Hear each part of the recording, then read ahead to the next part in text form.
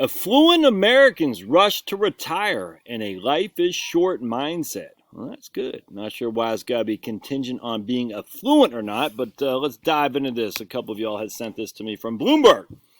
The unprecedented surge in shares and home values during an economic crisis is easing the retirement path for those who have savings and investments.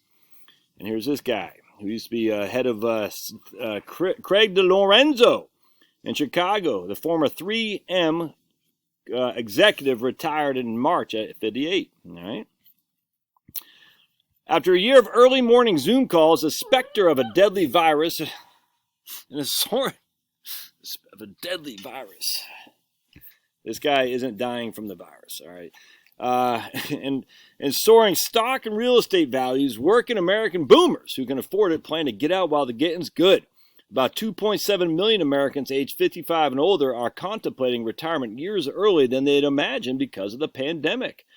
They're more likely to be white. Ooh, those evil white people. A group that typically has a larger amount of accumulated wealth, and many cite robust retirement accounts and COVID fatigue for their early exit. What the hell does being white have to do with it, fool? There's always got to be a racial thing. And I like how, too, they're capitalizing the W in white.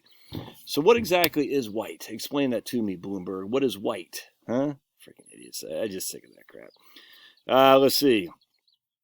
One thing they didn't say, if they're more likely to be white, is the woke crowd in corporate America. You see, they're more likely to be white. They're cite robust retirement accounts and COVID fatigue, but they're not saying about the woke HR people, that's for sure.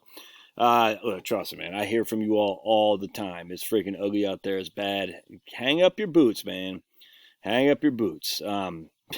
Much like the U.S. economy, Much like the U.S. economy's K-shaped recovery, the pandemic is treating the affluent differently, empowering them to leave corporate life early.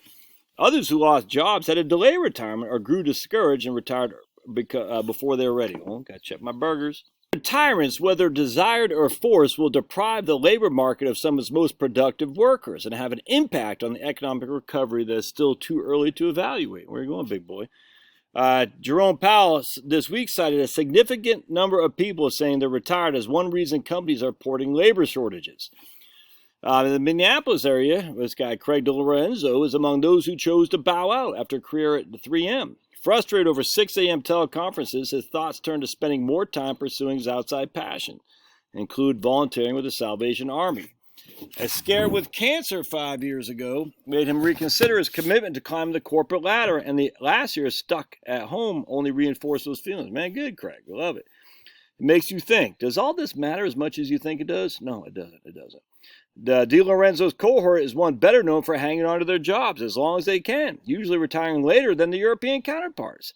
Their potential exits from the corporate world, combined with a sharp increase in the number of business owners seeking to retire sooner than they anticipate, is a worrying phenomenon for companies that rely on their accumulated expertise. So now the companies are going to... I got to move this way so Finney doesn't try to eat my food. Yeah, see, I can see him right there, what he's trying to do. You can see those burgers are tempting him. So now all of a sudden the companies are saying, wait, maybe we need you middle-aged white guys after all, because we know there is discrimination, man. And we know it's discrimination against all men who are older of all races.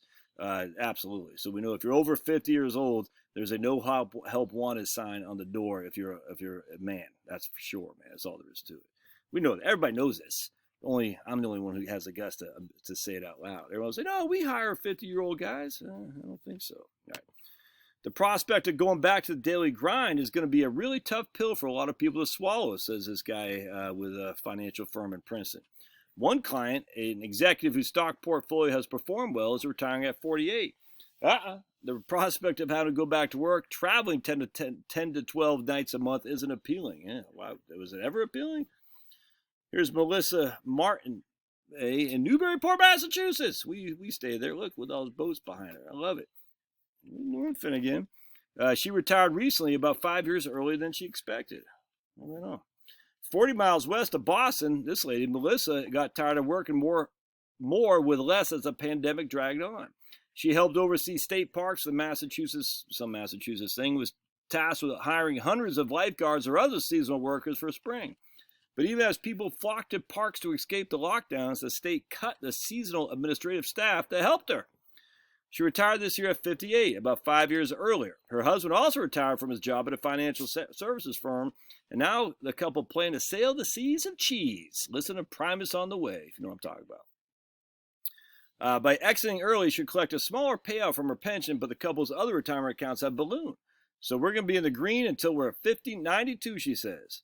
I've seen so many people decide to wait too long. Many of my colleagues or older family members, and they get 1 year of retirement and get sick and die. I don't want that. A November study from Pew found a surge in the number of baby boomers who reported being retired compared to previous years. I love it, man. 1.2 million in historical averages. Other data points back up the findings. The number of people expecting to work beyond 67 fell to a record low of 32.9%. About 2.7 million workers aged 55 and older are planning to apply for Social Security.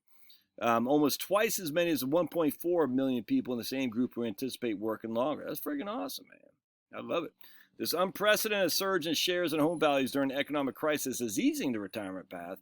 Assets for Americans aged 55 to 69 grew by $4.2 trillion in 2020, including a $2.2 trillion increase in corporate equities and mutual fund shares, and a $250 billion gain in the value of private businesses. Real estate assets have grown by $750 billion. So you got to own stuff. Don't be a loner, be an owner. Don't loan, own while you're building your asset base. Now, once you retire, certainly be a loner, and you still be an owner, but be an owner, not a loner. Everybody, not an owner. Be an owner, not a loner. Be an owner, not a loner. Once you're building up your assets, once you're on the other side, and decumulation, that's different.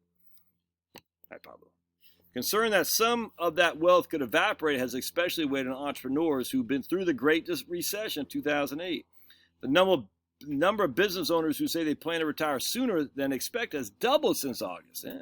Dealing with two major economic events in less than 15 years may have them wonder if it's time to take the money off the table. Could not agree more. The loss of older workers will hurt the labor market. These guys have some strong productivity, lower absenteeism, and they can train and mentor newcomers to basically replace them. I know people who are literally training right now foreign workers who charge a hell of a lot less of a salary to replace them. I trust me, I know that. I talked to them. I'm replacing an Indian who's come here to work for a hell of a lot less than me. I don't blame the Indian. I blame the company, but that's what's happening, and I know I'm replacing him. I know he's going to replace me for sure. Sad, but the situation could become particularly acute in healthcare. Almost a third of physicians are over 60. Wow. Warning that burnout threatens to exacerbate an existing shortage. In Bethesda, Maryland, orthopedic surgeon Stephen Rockauer, while not young at 69, retired earlier than planned last summer after the pandemic. It scared away many of his patients. I realized that whenever things did turn back around, I didn't have it in me to fight to build the practice back up. That's good. I like it. Nurses are retiring like crazy too. I can't tell you how many nurses I talk to retiring. They're like, I'm out. I'm taking the money and run. It ain't that much money in terms of, some nurses have a small pension, a couple $1,000 a month, but they say, I don't want to do this anymore. I'm taking the money and running, and I'm going to retire, take my motorcycle up, in terms of go to Washington State or up to, whatever, the Upper Peninsula, all that stuff. I think it's fantastic. Could not be happier. There's going to be a huge nursing shortage, my friends. And you better be freaking prepared for that, because docs are leaving, the nurses are leaving, and you're going to be left with bad options. The best thing you do is get your health in order. All right. Well, let me hear what you say. Thanks now.